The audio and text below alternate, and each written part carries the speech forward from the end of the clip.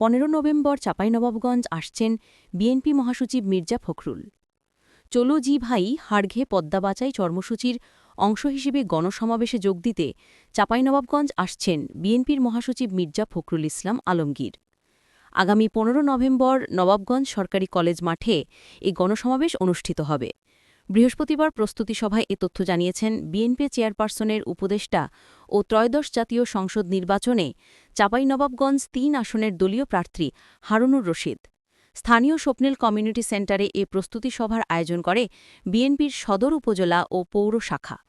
সভায় আরও উপস্থিত ছিলেন কৃষক দলের আহ্বায়ক তৌশিকুল ইসলাম তোশী, জেলা বিএনপি নেতা মোহাম্মদ নজরুল ইসলাম অন্যরা। পৌরশাখা হানুরুর রশিদ বলেন, মির্জা ফখরুল ইসলামের সঙ্গে রাজশাহী বিভাগে যারা মনোনয়ন পেয়েছেন তারা সবাই আসবেন। আমরা বিশাল সমাবেশ করতে চাই। ওই সমাবেশে 40 থেকে 50 হাজার লোকের জমায়েতের প্রস্তুতি নেওয়া হচ্ছে। প্রতিটি ইউনিয়ন থেকে 2-3 হাজার লোক আসবে। হারুনুর রশিদ আরও বলেন, পদ্মাসহ অভিন্ন চুয়ারোটি নদী থেকে ভারত পানি প্রত্যাহার করেছে। ভারত আমাদের পানি দেবে না, আমাদের আদায় করে নিতে হবে।